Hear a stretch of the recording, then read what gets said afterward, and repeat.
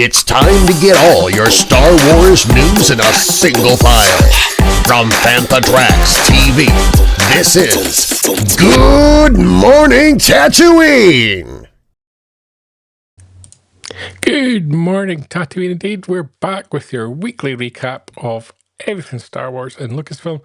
I'm your host, Brian Cameron, and with me as always, or should we say as always, most weeks, you've just back from your holiday, Paul. Mr. Paul Naylor. Oh, thanks. Yeah, great to be back, Brian. Yes, had a lovely break. Thank you very much. We are also, for the first time, Paul, for you, we tried this last week when I had Mark Newbold on the show, broadcasting to Instagram. So hello to everyone on Instagram. We are not in Hawaii. We should be with a shirt like this. It's my Ahsoka shirt from Roosevelt. But And we're not in the we're not in a UK, we are monastery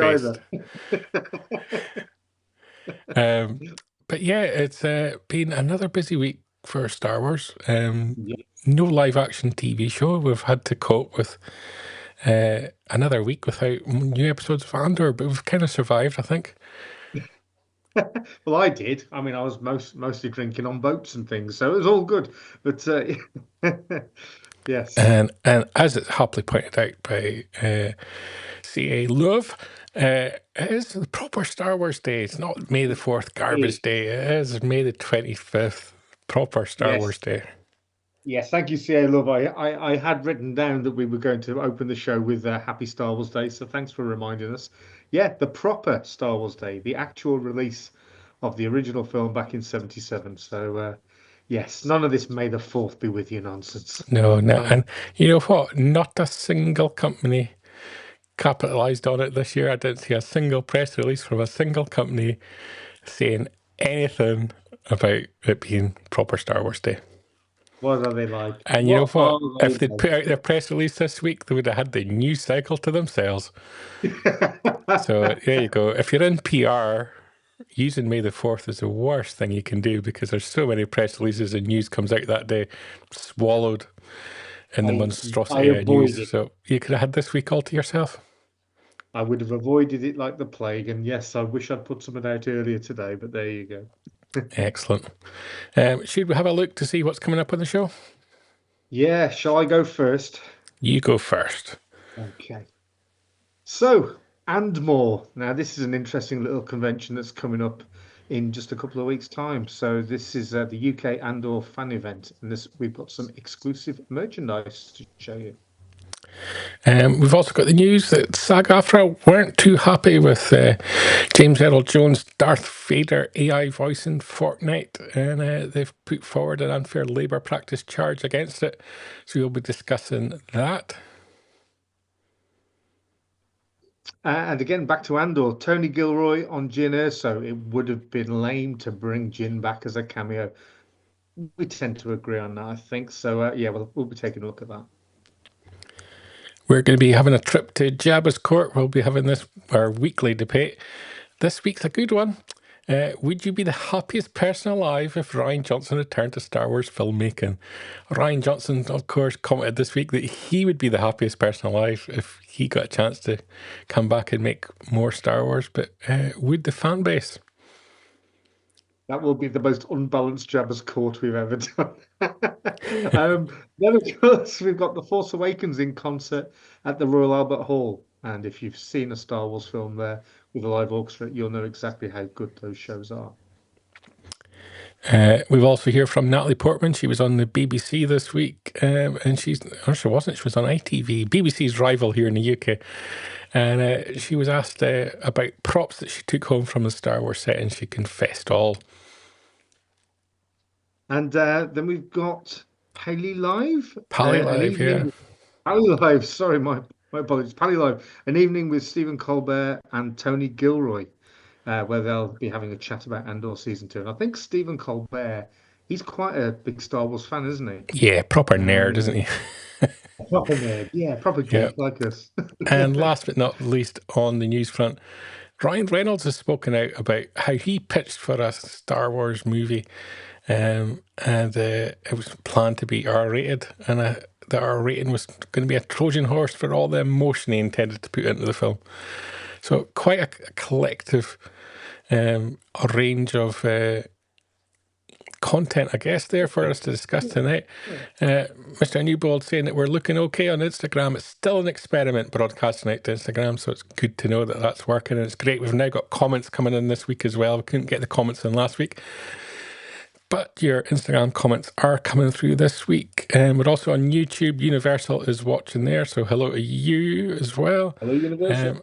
PaleyLIVE also letting us know that there's new drinks at the Star Wars Cantina in Disneyland today as well, which I love to see. I love to see what they come up with. It is one of the better features in Galaxy's Edge is the food and the drink and the very clever ways that they make them a little bit Star Wars. Yeah, it is good fun there. As long as it's not served from a giant dinosaur's teat, we'll all be happy.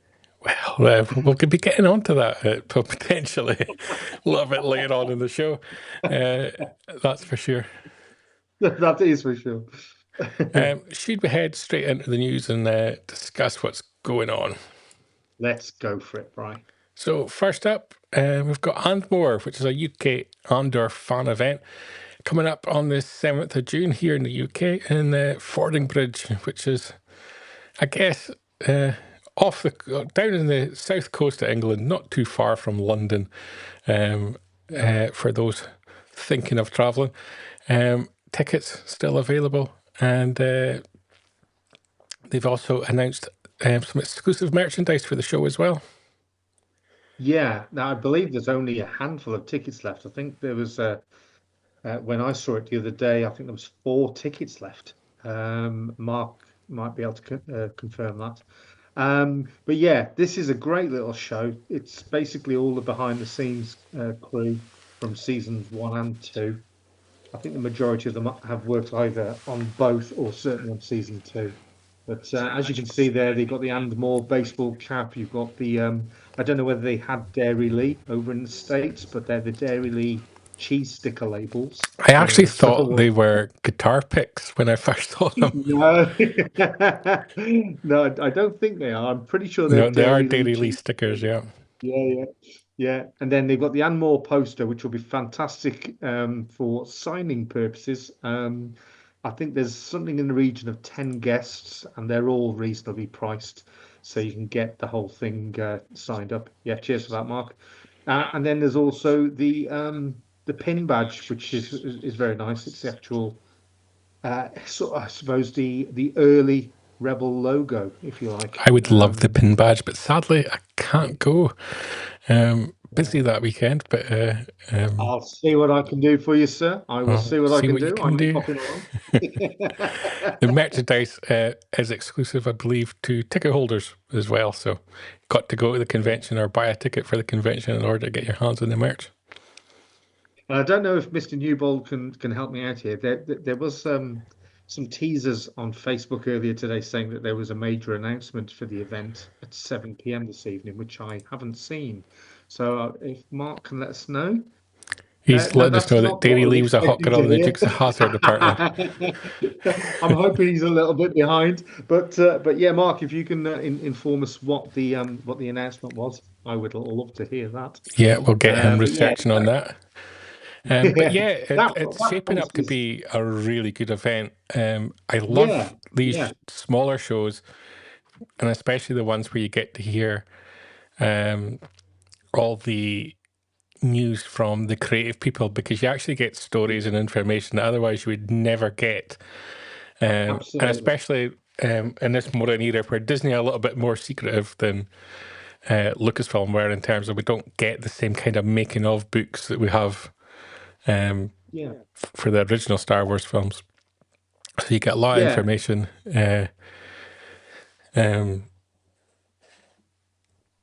A lot of information that you wouldn't otherwise possess from these works.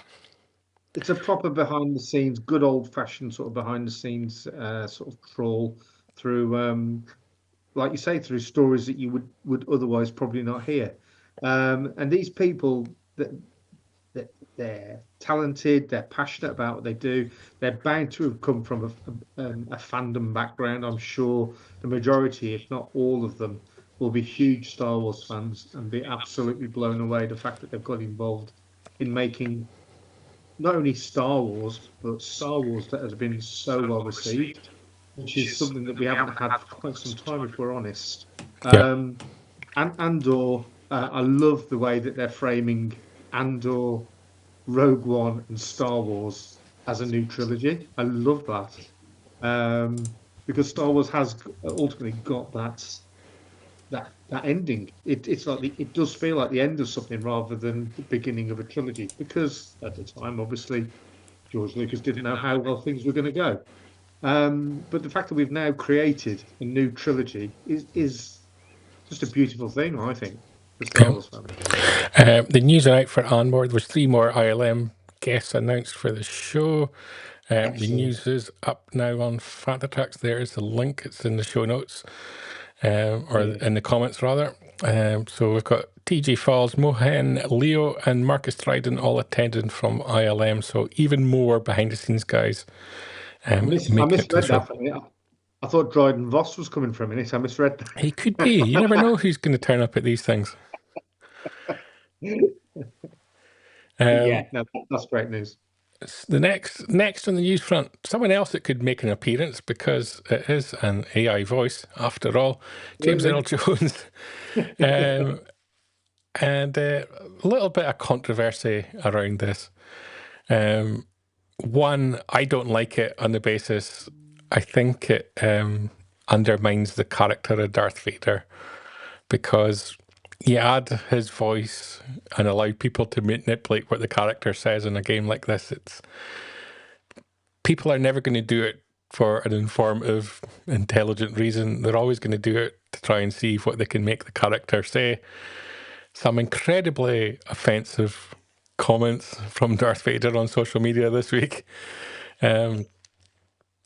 So I'm not into this. I just think it's a bit trashy. I'm not huge into the AI thing, full stop. Everybody seems to be desperate to push AI technology, where I'm a little bit, okay, you can do it, but should you? I'm seeing a lot of, with Google's latest AI initiative, a lot of videos dropping this week of people, look what I was able to create in a few hours with AI, a realistic video of various people doing things. And I'm just thinking, it's never going to be used for good. I mean, there is a place for it. Like you, I think this is a trashy way to use the voice talents of James Earl Jones. But the family did sort of sign the rights over for Yes. TV and film, and I agree with that. I think that's fine. Yeah. But this is rubbish. So this one's a slight complicated one, and that SAG-AFTRA acknowledged the fact that the families or the estate of James Earl Jones has given the use of his voice to Lucasfilm for various projects, including this one. So they acknowledge that it's done with consent. SAG-AFTRA's complaint is that they weren't included in the discussions on the terms and conditions around the use of the voice, because it replaces potential work that their members could do, because numerous people have been employed over the years to provide a voice close to or matching Darth Vader. And so by using an AI voice of James Earl Jones, it's eliminating the potential of someone who could replicate it getting the job. When it comes to AI, potentially not, because it's very complicated, this one, and to provide a AI voice is weeks and weeks and weeks of making various sounds, basically, in order to them to manipulate that to provide a voice. So SAG-AFTRA are saying they should have been involved in negotiating the terms and conditions. And that's probably a fair shout, to be honest. I can understand where they're coming from. I mean, I think that the technology was used to perform the voice in the Kenobi series, wasn't it? Yes, so they had actual lines and words that he'd spoken previously, and then they took elements of that and used AI to manipulate it to create the words that they actually needed the character to say. So at the moment, SAG-AFTRA filed an unfair practice charge against James Earl Jones's estate, which goes by the name of Llama Productions. So it's going to be an interesting one to see how this plays out. Effectively, long term, this would mean that they could still use James Earl Jones' Darth Vader AI voice, but when there's future projects, James Earl Jones' estate would need to go through SAG-AFTRA in terms of the negotiating of the terms and conditions of how and when and how much is charged for the use of that voice. Yeah, I think for me, like I said, I think the use of it in this is not essential. And like you say, there's a number of other ways that they could have done the voice. There could have been another actor portraying the voice. I do like the idea that for future TV and film projects, we could be hearing James Earl Jones, albeit a synthetic version of it. What my problem with this is that this, because of the way this is being used by idiots putting nonsense out there, Yeah. this could jeopardize that future use in TV and film because they could just draw a line under the whole thing. I'm just going to correct something that I said, because I said that the action was against James Earl Jones' estate. It's not. It's actually against Fortnite's production company. Okay. That they would have to be the one that would have to negotiate terms and conditions with SAG-AFTRA for the right to use an AI voice. But yeah, I agree. It's whoever approved this must have known the direction it was going to go, because it's only going to go one direction when you do something like this, where it's going to be who can make the funniest video. And in the world of social media, the funniest can be the most offensive. And that's just the way things are. It's bad enough when you add Star Wars characters to Fortnite and you make them dance to Sabrina Carpenter. But whoever that is. Yeah. But yeah, one, it's not for me. I'm just getting old. Just getting old, people. Yeah.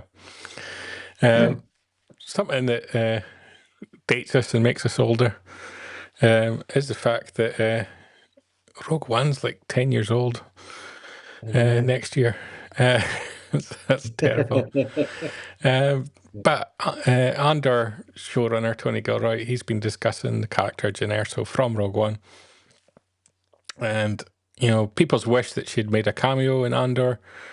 And Tony Gilroy explained his thinking about it. And he mentioned that they did explore the idea. But essentially they came to the conclusion that the 12th episode was going to be very unique. And they didn't want to just make it a cameo episode where you had lots of people come back and make little cameos without there being a proper reason for it. And he ended up of the belief that it would have been disrespectful to bring her back. And it's more respectful to Rogue One to not have her in Andor. Your thoughts, Paul? Yeah, I don't really think we needed to see Jyn. Jyn's backstory was kind of told at the beginning of Rogue One. So we saw, obviously saw her as a child interacting with Krennic and her parents. For me, there was some characters that could have appeared that wouldn't have felt shoehorned in, like Tarkin, like Vader. Maybe even hints of other technicians that we saw killed out on the platform in Rogue One. But yeah, overall, I don't think the lack of those characters, we didn't actually miss anything, did we? The story held its own weight, and it's fine. The Emperor might have been a good shout, even in hologram form or something. But yeah, we're going to be starting from, I think, next week, aren't we? We're going to start doing Andor recaps. So we're going to do season 2. And so I don't want to get ahead of myself, but when we get to episode 12, my kind of thinking was, well, not necessarily 12, but the last 3 episode arc, I think that Palpatine should have appeared at the point that Mon Mothma made her speech. Yeah. in a similar way to the cartoon where he rises up in his platform from beneath the Senate. I think he should have appeared at that point. Cut her off. Listen, Cut her enough. off and then have her flee, as he kind of makes a grand entrance. Didn't necessarily have to say very much at all, but it would have been, it would have amplified the moment, I think. Yeah. Whether it would have had like the reverse of, when we had Mandalorian and we had Jack Black suddenly turn up and it kind of pulled me out of Star Wars. Having something as Star Wars as Palpatine coming into it may have pulled me out of Andor, if that makes sense. Yes, yeah. Yeah, because Andor as a series is something that you could enjoy whether you were into Star Wars or not. It's quality drama. So it almost doesn't need too much Star Wars put into it. I would have just liked to seen him come back and throw a Senate seat at her. Yeah. That would have been nice. Have that. Because we have to remember, at that point, it was almost, not quite, but during the events of A New Hope, that's announced that the Senate's been dissolved. So at that point, he was still going along with the idea of the Senate still alive, still functioning as a political body. Well, that's it. He could have turned up and dissolved the Senate, couldn't he? Yeah. That could have been it. At no point, not once, was there ever a vote held where the Emperor Palpatine was not in the majority. Never once did the rebellion achieve a majority. Impose their will upon the galaxy, did the rebellion. Not once did Senator Palpatine, duly elected and duly ruled. Yeah. Shocking. What can we say? Did we ever find out if Palpatine removed the winter fuel payments for the people on Tatooine? Well, they didn't need them. It's warm enough there. It's the people in Hoth that were suffering. She needed to be means tested, didn't it? Tatooine didn't need a winter fuel allowance. You don't know, it might get cold at night. Endor, they didn't need it. They've got wood they could chop down, burn it. It's. I can see them all there walking around with their "I've got wood" t-shirts on. Yes, he did have a big energy project on the go at the time of Andor. That's for true.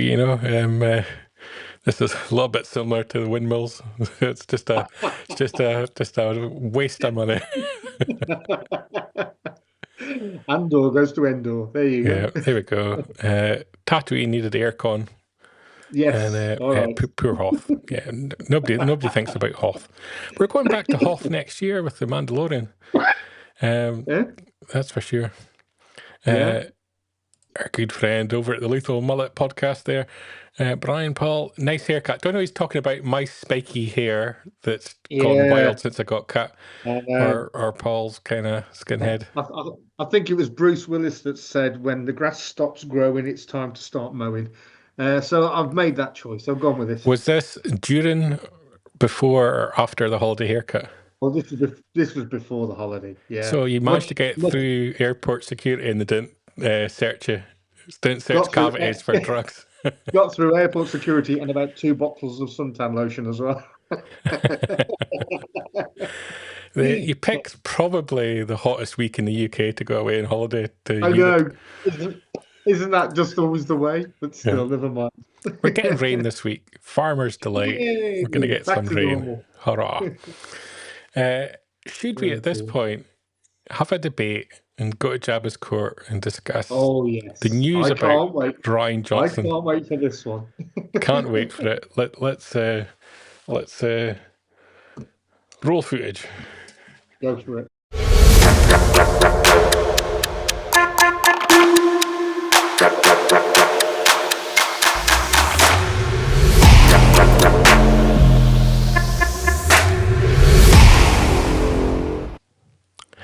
So this week on Jabba's Court, we're asking the question, would you be the happiest person alive if Rian Johnson returned to Star Wars filmmaking?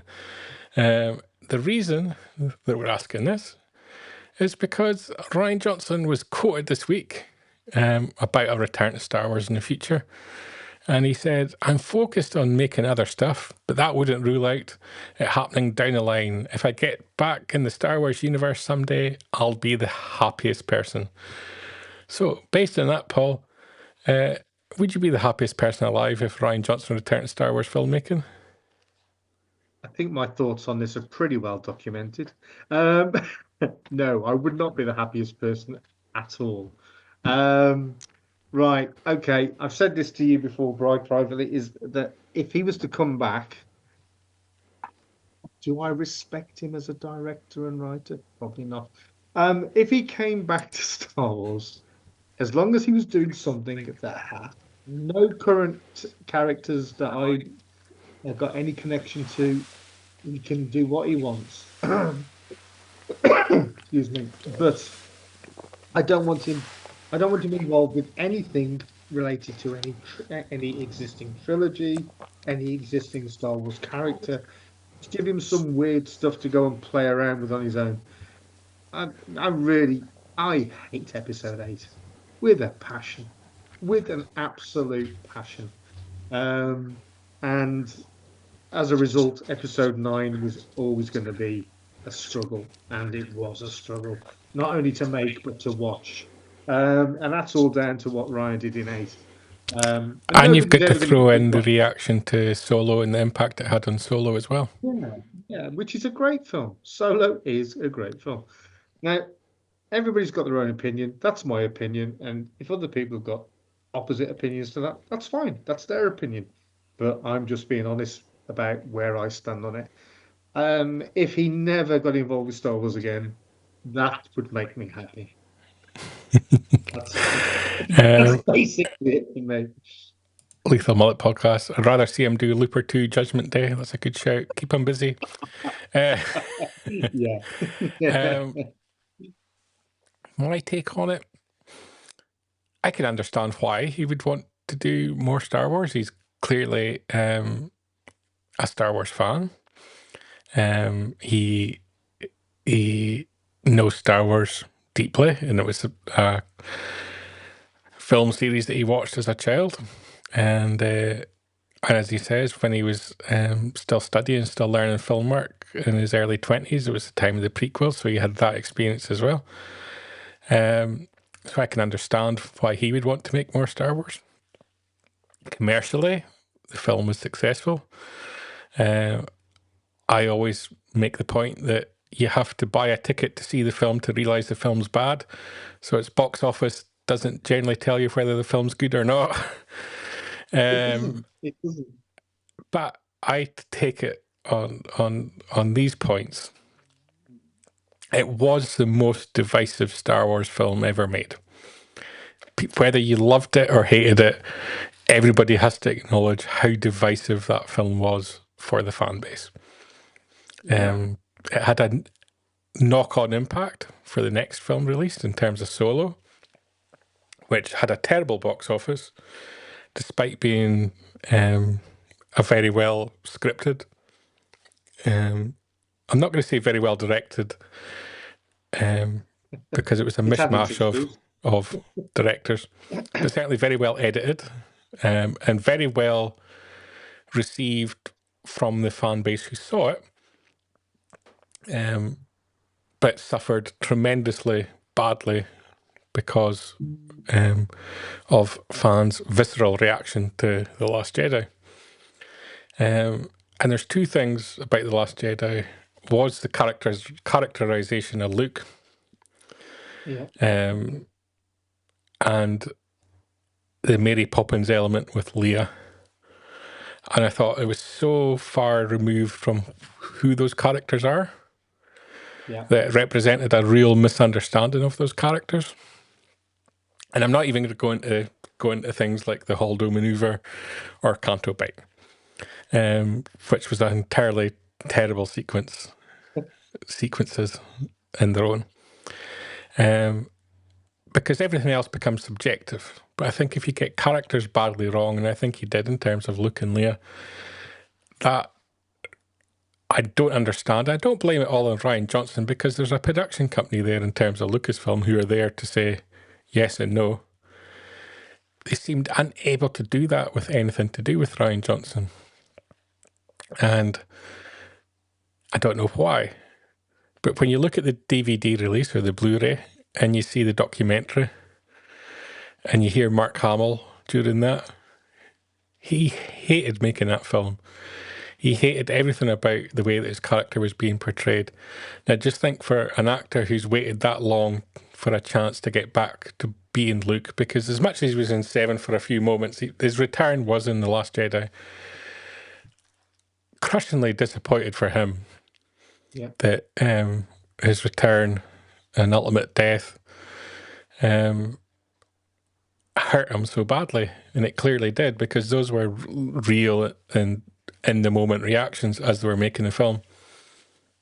And you see Lucasfilm's reaction after the film came out in terms of what they allowed episode 9 to be, and episode 9 became almost a course correction to undo the damage of 8. So Lucasfilm themselves couldn't have been happy, and if Lucasfilm weren't happy, why did they allow it to happen in the first place? And So why were they having that? Not just a failing of Rian Johnson, it's a failing of the people above him. So I don't necessarily lay all the blame at his feet. At some point, someone had to say no, and it appeared that nobody did. Should he return? Don't you think that's the problem? That we have this situation sometimes where somebody has that remit. They're given the unlimited power, if you like, where nobody feels that they can stand up to them and course correct them. Yeah. Mark Hamill did stand up to Rian Johnson and say, I do not think that this is the way this character would have gone. And if Rian Johnson had been the Star Wars fan that he purports to be, then surely he would have taken on board the comments of somebody who knows that character, that's played that character over so many years. And he would have said, well, come on, let's go and have a sit down and have a think about what we're going to do with this. You know, I would have had much more... If I'd have heard that this was the way that it was going to go, but then I sat down with Mark Hamill and thought, yeah, you're right, let's do something slightly different, I'd have had way more respect for the guy than I've got. If I was writing a Star Wars film, it'll never happen, but, you know, we can live and dream. And my take would be, if I was making a film focused on Luke Skywalker, which is what The Last Jedi was, and that character having existed for the better part of 40 years at the time, I would want to meet that actor before I even started writing. Sit down, have dinner with them, have a conversation of, what do you think has happened to your character over the last 40 years? Yes, yeah. What interests you? What part of your character do you want to explore? Yeah. Are there any parts that have been written in the novelizations? And it's not about putting Mark Hamill in charge. It's about respect to that actor that role has dominated that actor's career for his entirety, to the point that he probably would have had a bigger and more successful career. And I don't mean that in terms of box office. I mean that in terms of accolades within the industry. If he hadn't been involved in Star Wars, full stop. Yeah. May not have been as high profile, but probably as an actor, more fulfilling career, I would think. Having not been involved. The character Luke Skywalker dominated him unbelievably. Yeah. So he's already paid a huge sacrifice. Yes. So I just sheer respect, I would want him to have some kind of input. And I know his probably feelings have mellowed since 8 came out. And I'm sure that's part because he's had to meet so many people and speak about it with so many people over the years that your attitude does change and does mellow. My opinion of it has mellowed somewhat. I hated The Last Jedi when it came out. I stormed out of the cinema. I couldn't speak to people for at least a day after it. I didn't know what I just watched. It was, you know, I was in such a terrible mood. It was like, I can't believe this. I can't believe this. But I know Rian Johnson's other work, some of which I've incredibly enjoyed. And I only learned after The Last Jedi was out that he was the one that made the episode of Breaking Bad where they were trying to trap the fly. And then I thought, if I'd known that, before I saw The Last Jedi, then I might have understood that it's not going to be what I want it to be, because he came in and he did an episode of Breaking Bad and he made an episode that wasn't Breaking Bad. And he's come in and he's made an episode of Star Wars and he's made something that's not Star Wars. And he said that himself, that he didn't want to make a Star Wars film. And he didn't want the characters to be like people expected them to be. If that's the case, don't make a Star Wars film. No. And I understand people will then, make the comment, well, he could come back and he could do all original characters and it would be fine. That's like rewarding someone for failing at handling the property and all the characters in that property, but I kind of like you as a person. So if we give you characters that nobody cares about, you can't mess it up the same, in my opinion. I think that's, for me, the worst case scenario. Worst case scenario for me is if you loved The Last Jedi and you loved Rian Johnson's work on it,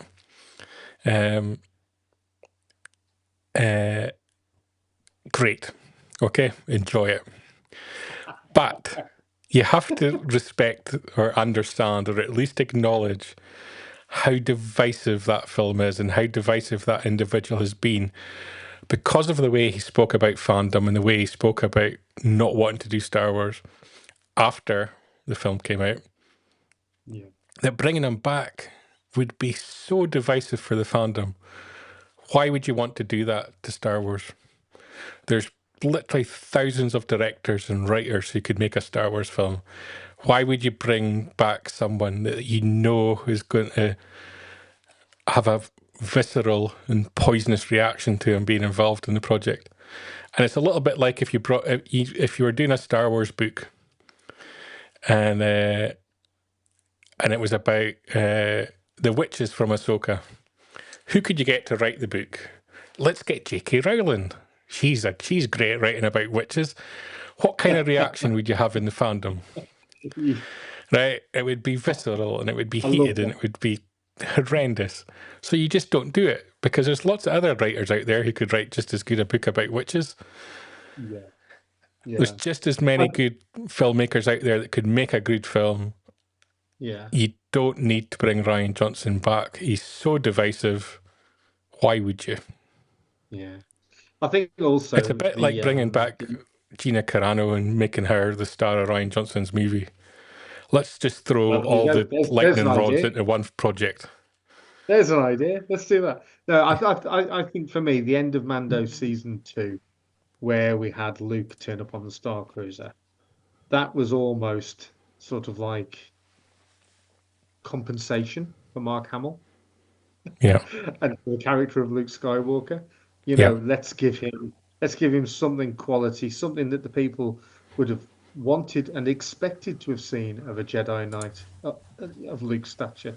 For me, that was almost a middle finger to Rian Johnson from the team behind Mandalorian.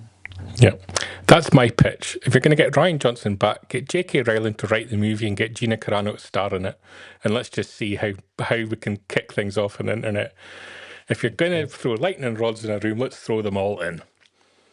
And my pitch for a Rian Johnson film, it'll be one that he goes and makes in his back garden with his action figure collection that never gets released. Yeah. I'll tell you how far removed Rian Johnson is from Star Wars. Is that he never ever released his photo book that he promised. He promised to release a book with all his Polaroids he took in his shitty old camera when he made the film, and it never happened. And that's because I honestly don't think Lucasfilm would want to work with him. As much as I'll all say complimentary things about him, I'm sure he's a lovely guy. I don't think anyone at Disney is going to fund that project. No, because it's like just I don't understand the logic of bringing them back. Even if you loved the film, I think you would understand how divisive it is for the rest of fandom. You wouldn't want them near it. If you love Star Wars, you don't want Rian Johnson near it. That's my opinion.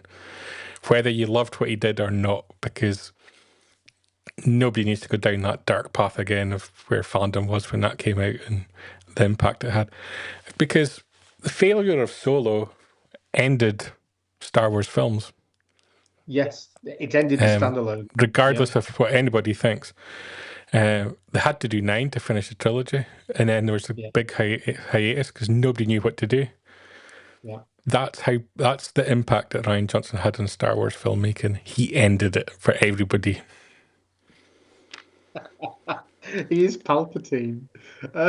So if you're the CEO of Universal or Warner Brothers or whoever else, HBO, who cares, whatever other production company out there, they would be the happiest person alive if Rian Johnson returned. Well, just my final take on this, right? Of all the Star Wars films that I've seen at the cinema, The Last Jedi was the one that I saw the most, because I hated it that much that I was almost trying to force myself to see some merit in it. And I went again and again and again. And maybe that's what they're thinking. They want people to hate it so much that they'll go back time and time again. My story, when it comes, I saw Last Jedi quite a few times because I thought it couldn't have been as bad as I thought. It couldn't have been as bad as I thought. Same here. So I kept going back to see it. And I'll tell you what, I didn't go and see 9. I saw 9. I didn't even go at the midnight screening. I went to the 10:30 the following morning because I thought, I'm not going and sitting until silly o'clock in the morning to watch this because I've got no interest in it. It killed my interest in all of those characters. Here's a good shout. Danny Boyle would do a great Star Wars movie. He would. And this is my whole point. We don't need to go backwards. We don't need to go backwards and bring Rian Johnson back. He's so divisive. We can move forward. And to be perfectly honest, there's directors like Bryce Dallas Howard who's actually deserving for actually having taken on Star Wars projects and done something wonderful with what she's been given on a script that I would rather see given a Star Wars project. Let's move forward as a fandom together. And I think even if you liked episode 8, I think just acknowledge the fact that he's not just a divisive director, he's a divisive individual in himself in the way he speaks about the project. And as Mark agrees, Bryce is the best shout just now. So I think she's the most deserving. She's consistently across multiple shows done fantastic work. Yeah. I'd like to see Gareth Edwards have another shout as well. Yeah. I think he did great work on Rogue One. It's very difficult to judge because of the way that film ended up creatively happening towards the end. But the fact that he was heavily involved working with ILM on the Crater, he's obviously doing the Jurassic film at the moment alongside Kathleen Kennedy's husband. Yeah. Means that he's very highly thought of still. Yeah. So, yeah, that's an interesting one. I wouldn't rule him out. Yeah. But yeah, that is the state of our thoughts on Rian Johnson at this moment. Don't do it, Star Wars. Don't do it. JABBA's Court is part of Good Morning Tatooine, your weekly recap of all the latest Star Wars news. Live streaming every Sunday at 9 p.m. in the UK, 4 p.m. in New York, and it's also released its own video every Wednesday at 7 p.m. Back to GMT, Paul. We've managed to get through that without swearing. That was a good thing. I didn't even need to take a blood pressure tablet. It was that good. I know. I just, the whole thing, it's a conversation that doesn't need to happen anymore. Doesn't need to happen. Let them carry on making crappy movies for Netflix. Oh, the knives are out. Knives are out now. Knives are out now. Force Awakens. Another film I wasn't enamored with. Really? I love The Force Awakens. It was too much of a tribute film, and it didn't move things forward or change things. Stylistically, the prequels are massively different from the original trilogy, and so the sequel trilogy again had to shift the platform. And I would have went George Jetson-esque with the sequel trilogy and really moved the technology forward. But yeah, we get droids with lighters for thumbs up. That's what we got. But as a tribute film, it's not the worst. It's fine. It's okay. And if you like okay things, you can go to the Royal Albert Hall and listen to the Royal Philharmonic Concert Orchestra, conducted by Ludwig Wicke, who's just a poor man's John Williams, conduct along to the Force Awakens live on Saturday, the 15th of November. Tickets are probably very expensive. Doors open at 6:45. Performance starts at 7:30, so you've got 45 minutes to buy overpriced drink. There'll be a 25-minute interval where you'll get 2 scoops of ice cream for £8, and then it starts back up and finishes at 10:15. Paul, you thinking of going? I've sold it well. I think you've summed it up. Other than the fact that I've got a lot of time for The Force Awakens. I thought Daisy Ridley was brilliant in it. I genuinely do. She had some great moments in it where she showed her ability to act. Yeah, but like all Star Wars films where there's great actors, some of the content in it didn't help her. No. Finn's character was strong in this film. Yep, that's true. Completely crushed in 8 and 9. Yep. Poe was a good character in this film, crushed in 8 and 9. True. Daisy's character, oh God, they gave us some awful lines in the following 2 episodes. Yeah, okay. Episode 7. In terms of introducing 3 new main characters, it did well. It did. In terms of servicing the existing 3 actors, who, in fairness, is who we all wanted to see on screen, it failed miserably. It failed Luke Skywalker. Yeah. It failed Lando Calrissian. I was going to say, really, I wanted to see the 4 characters together, not just the 3. It didn't necessarily fail Han and Leia. They didn't have much together, which was a shame. But individually, they were fine, I think. Harrison, obviously, it was Harrison's film. But yeah, the way that it handled Luke was terrible. Yeah. It was an interesting idea that they got Hannah and Leia. It would have been a great idea if they had a plan for the second and third films in the trilogy and they executed that plan. But if you go from, let's just throw his lightsaber off the edge of the film and then let's destroy the character as much as we possibly can and kill him off in the next one, that's not a good idea. It's horrible. Just horrible. But anyway, yes, I would more than happily go and sit at the Albert Hall, watch The Force Awakens with my overpriced beer, 2 scoops of ice cream for $19.99, and maybe even some popcorn for $20. Who knows? Larceny. The sad thing is, I think with these concerts, they're a wonderful idea. And you see it now. You see Game of Thrones do it. You've seen Harry Potter do it as well. Yeah. Lord of the Rings. You see a lot of films now doing these kind of events. And I met Mr. Newbold. I didn't really meet him. I saw him at one of these concerts many years ago at the O2, and there with our good friend James Burns, and George Lucas was there as well. So George likes these kind of things as well. The sad element is we're never going to see John Williams conduct Star Wars again, I don't think.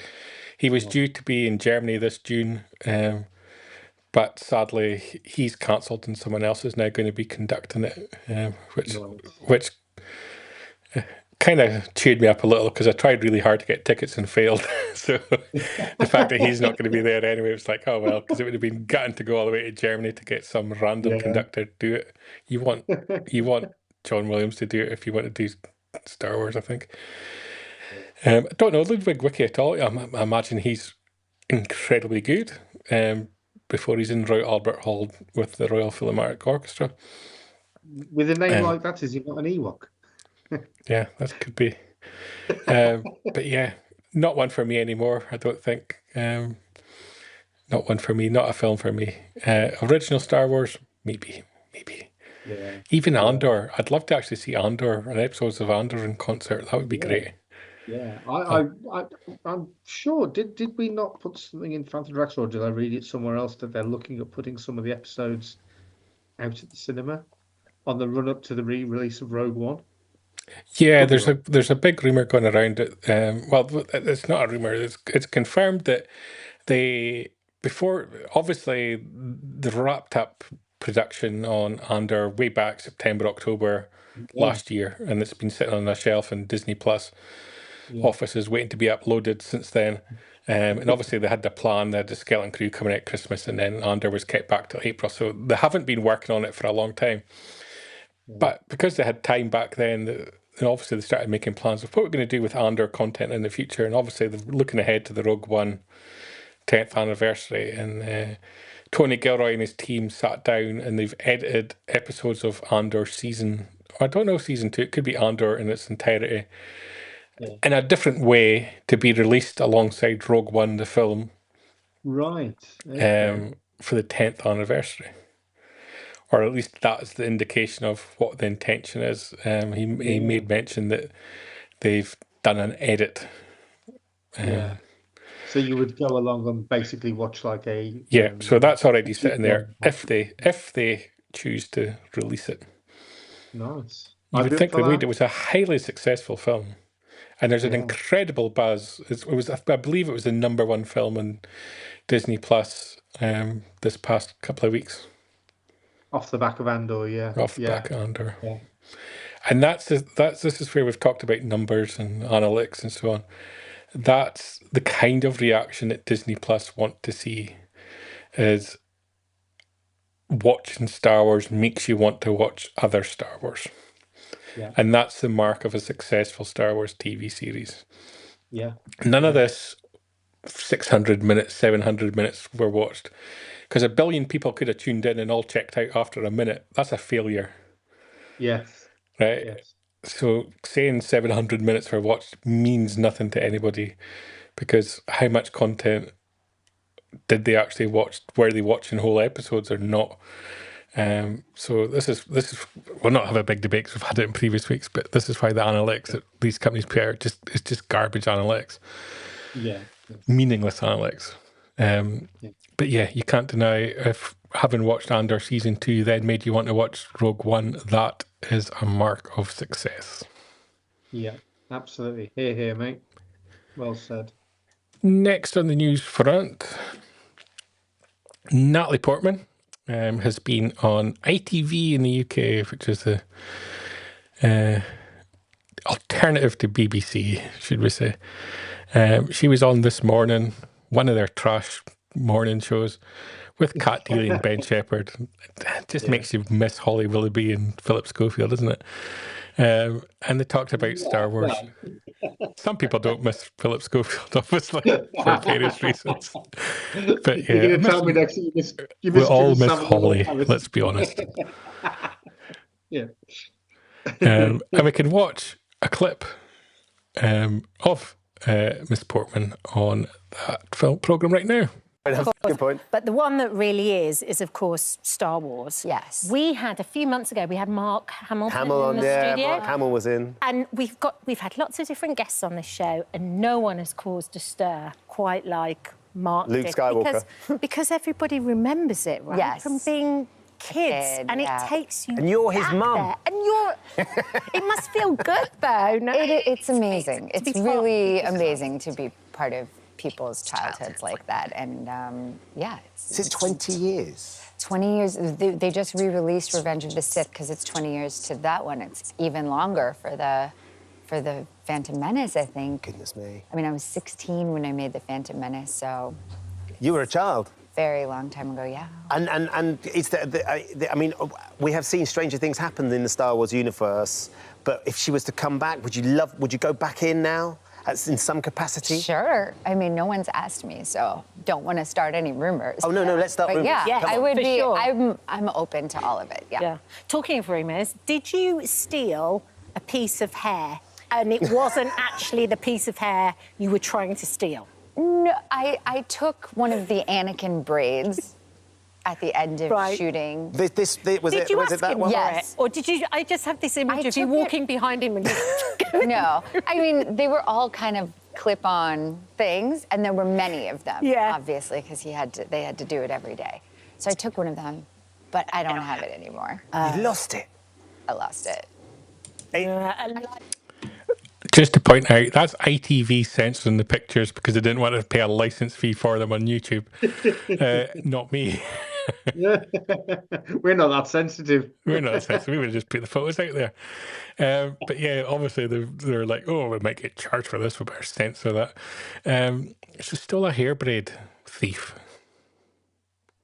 That's quite a cute thing to have stolen, actually. It's a shame she's lost it, but yeah. She should have. If you're going to steal some hair, you would have stolen her big hair from episode 1, wouldn't you?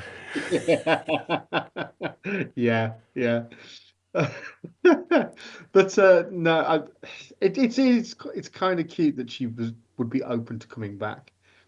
What capacity could you see her coming back in, Bri? As some sort of a ghost or a Zombie. zombie? She can't come back in any significant manner. If she comes back, she's going to be back with a CGI makeup face in the World Between Worlds. That's the only realm. Now, you can't bring her back and do a project with her that's significant because, with absolute respect to her, as she mentioned in the clip, like some 20 plus years have passed and she doesn't look like a 16, 17, 18-year-old anymore. No, she doesn't. No. Plus, if you're going to do a TV show around Padme, as I said in previous shows, you get Keira Knightley, she's a cheaper wage. Bring on the stand-in. Yeah. But no, I don't. Realistically, she won't be back in her own project. She may come back for a scene. Yeah. And it wouldn't surprise me if that's in Ahsoka season 2. I'm thinking probably the same. Yeah. Yeah. Next, up on the news front, PaleyLIVE, who always do great events. If you've normally hidden behind paywalls is the ones that I want to see from PaleyFest.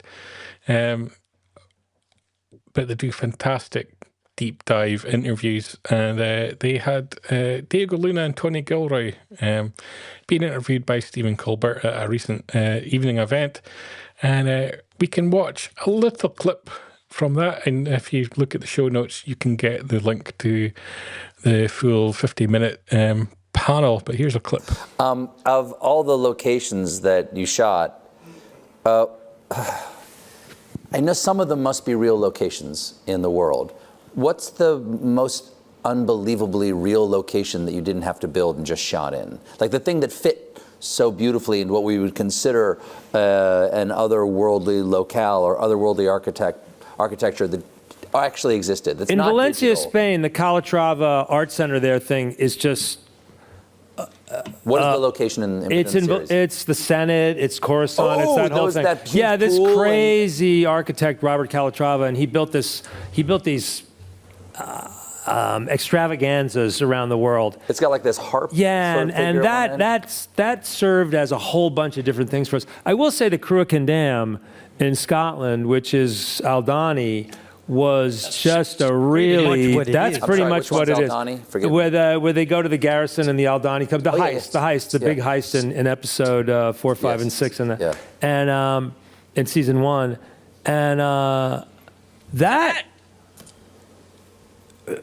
It's weird. It's a battery. It's a dam that's way up in the mountains, and they pump the water up into this thing when they have energy. And when the grid is low, they use the water from the dam for energy. So they use the dam as a battery, literally. And it's this ungodly, weird place, and it's pretty much like it is. And it's pretty much like it is in the show. And you're like, this is really this place.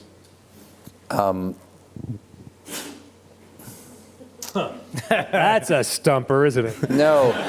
Is there a location left on the globe you're like, I wish I had done something there, but couldn't make it happen? We didn't really get to travel as much as we wanted to, ever. No, I mean, No, we. I think you should tell. I mean, the story of the flashback of Cassian's backstory. Yes. Oh, his childhood, yeah. There- I mean, there we was like talks in the of doing beginning, we it were like, in yeah, we're going to go to New Mexico, Guinea or in the- Thailand or like the jungle. We'll take a bunch of kids in a plane and we'll go back and do Canary. And that's pre-COVID. And then we ended up shooting in Black Park, which is like, there's a gate that goes from Pinewood to Black. There's literally people walking dogs off the frame. Like it's a park. It's a shitty park. It's not just the park. It's the park we all Seriously, like. The man. park you see from everyone's office. You Yeah. know? Wow. It's Seriously, like, man. like where should we do it? There. You know? Really Now glamorous. that is a penny pincher. Now, but I'll tell you what. It's a great interview and the deep dive into it. But the whole concept of taking a bunch of young kids on a plane to an island, we've seen how that's happened for other people. Don't know if that's a good idea. But yeah, Take it it's to a the local brilliant, it's a brilliant deep dive interview. I highly recommend everybody go and check it out. Some fantastic stories there, and it really picked a little clip where they praised Scotland for its beautiful countryside. I've been to Crooken Dam. I've taken the walk up the hill. Well worth doing if you're in the UK. Set a day aside, make that walk. It's a beautiful location. It's always sunny in Scotland, despite what they say. And but don't do the tour. There's a little tour you can go on. Total waste of time. But yeah, as he explained, it's just a dam of water, and they push the water up the hill, and they store the water in a lake at the top of the hill. And when the UK is running low on electricity, they open the dam, and the water rushes down the hill and generates electricity. So it's an impressive feat of engineering that my granddad worked on and helped build. Yeah, I didn't know this until I didn't know this until quite recently, and I was having a conversation with my mother, and she told me, "Oh, he went down there and built dams," and then she brought out the photo album to see what ones that he worked on, and that was one of them. Wow. So there you I go. mean, that was quite emotional, wasn't it? It is. So it's nice to actually go back and watch that episode and weirdly. And not forgetting, let's not forget as well that fellow Fanta Paul McHugh shot some fantastic drone footage there as Beautiful drone footage. Yeah, you'll find that up on our Instagram as well. It's stunning footage that he shot up there as well. And look that up. well worth a little trip to that part of the country. That brings us to our last news story of the week, Paul. We're doing very well. And if you thought the idea of Rian Johnson coming back and doing more Star Wars was a bad idea, they've gone even further. No. Ryan Reynolds making an R-rated Star Wars movie. Okay. Would you? Why would you even let him pitch it? I mean, we've already got a bad Ryan, and we've got potentially a good Ryan coming up with Starfighter in a couple of years' time. Do we need a third Ryan? Probably not. Probably not. Definitely not. He didn't necessarily want to be in it. He just wanted to produce it. I don't rate him. He was good in Two Guys and a Girl in a Pizza Place, if you remember that. And the girl in that show, I can't remember her name. I'm going to have to Google it now. Howard, I think. I don't mind him as Deadpool. I think he's quite entertaining as Deadpool. And, he's done wonders for Wrexham. He has done wonders for Wrexham, to be fair. That's what happens when you throw money.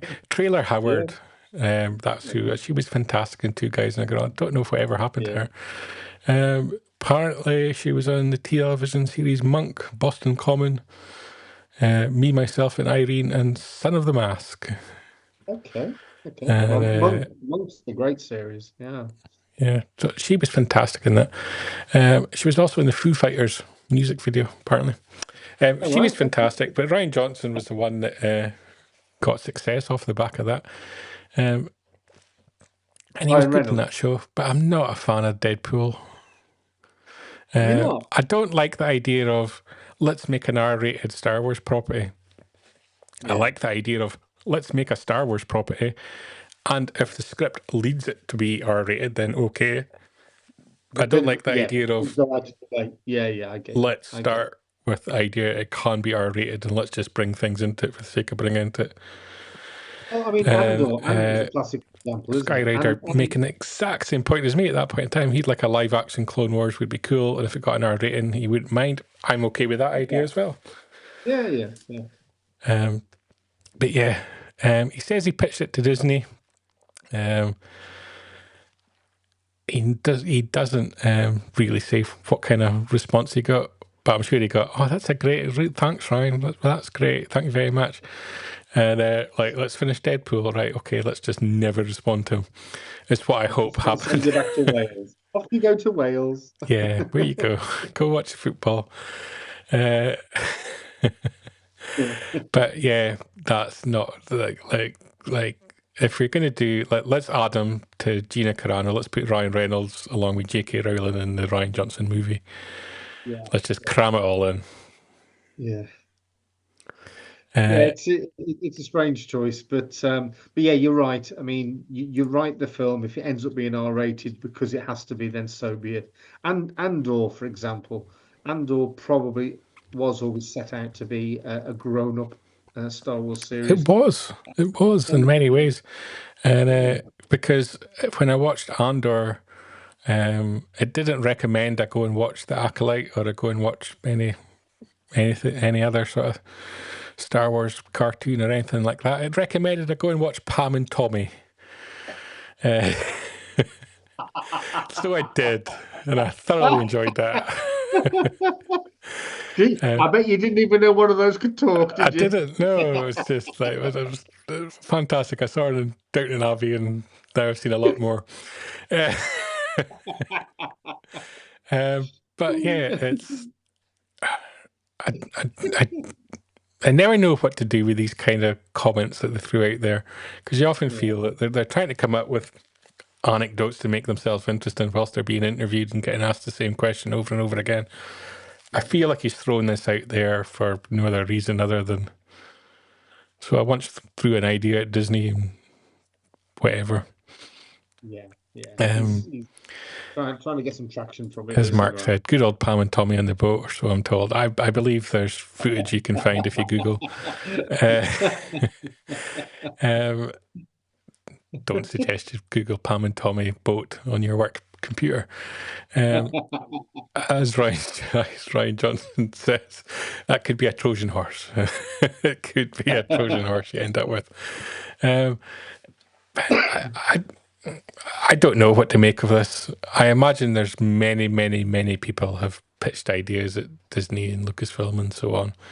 And I imagine it means very little if there's no traction. Yeah. Well, fingers crossed. We'll file that in useless information box, I think. File that next to the other Ryan. Yeah, definitely. So, an interesting week of news, Paul. Yes. I enjoyed that. It was nice being back, and that was quite a chilled out show. Yeah, and we're going to end it with this final comment.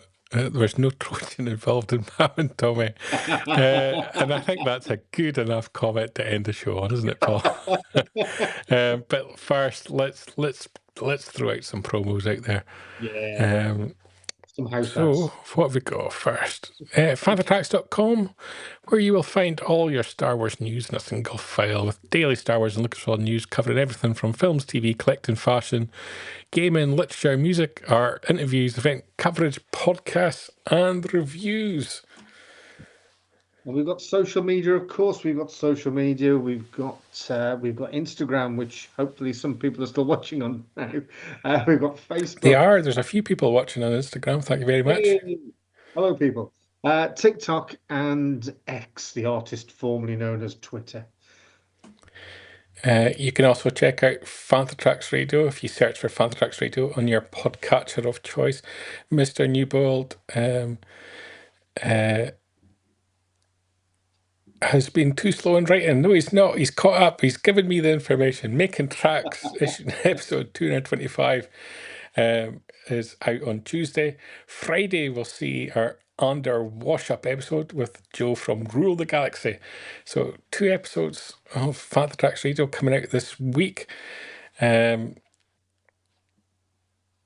Charlie Ashby also recommending that you don't Google the type of music that Cantina Band play on a work computer either. That's a very good point. Lots of things you shouldn't be Googling on work computers. There's we don't also want any no jizz wailing on company computers, please. no jizz wailing. We'll keep it jizz wailing to live streams. Loads of content to follow up from Star Wars Fun Day as well, and from today's Festival of the Force that Mr. Newbold, I believe, is hosting a panel from, and it was Alistair Petrie's first convention for 8 years. So lots of information there. And finally, Panther Tracks TV, and you'll find us on YouTube, Facebook, Twitch, X, and now Instagram. We've got Good Morning Tatooine coming out every Sunday. Episodes of Jabba's Court come out on a Wednesday at 7. And of course, we will have soon regular live streaming gaming when Brian has time in his social calendar to actually play some games. For I'll have to start playing Fortnite, apparently. Yeah, I dare you. I Darth double dare. Jar Jar, I believe, is a thing. 7 panels, Mr. Newbold tells me, was at the Festival of the Force today, and the content can be coming to Making Tracks very soon. So lots of content on the horizon, lots happening this coming week. What Star Wars news will occur, we do not yet know, but whatever happens, we'll be back next Sunday. I've got some news for you. Oh, tell us. This week I will be joining Mr. Newbold and a few others to go and see an interesting looking show in London, which is basically a burlesque Star Wars show. Is this called The Empire Strips Back? That could be it. It's been highly advertised on my Facebook. I believe the pots of popcorn have a hole in the bottom already. I bet you they charge a lot for their halftime ice cream. I bet you they do. You'll hear all about it from me next week. We'll hear all about it. We'll also be talking about Andor Season 2, Episode 1. Yes. Looking forward to that. So that's going to be interesting. We'll recap and all of that. Mr. Newbold claims to have no idea what the show is about. What this show? We've got no idea what this show is about. Nobody knows what this show is about.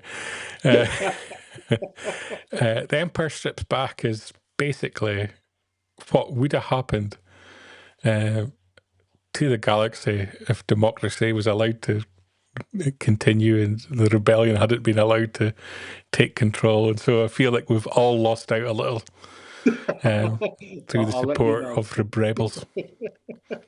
It's what the Emperor would have wanted. Dear. Shocking.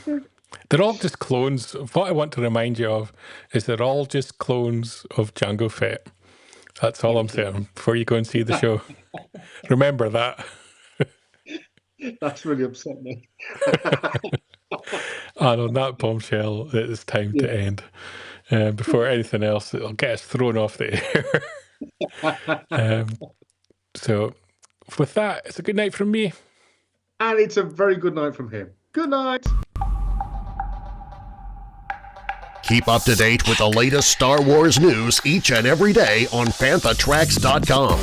You can also find us on Twitter, Facebook, Instagram, TikTok, Tumblr, and Pinterest at Fantha Tracks. And be sure to like, comment, subscribe, and follow Fantha Tracks TV to be alerted to new content and to be a part of our live shows.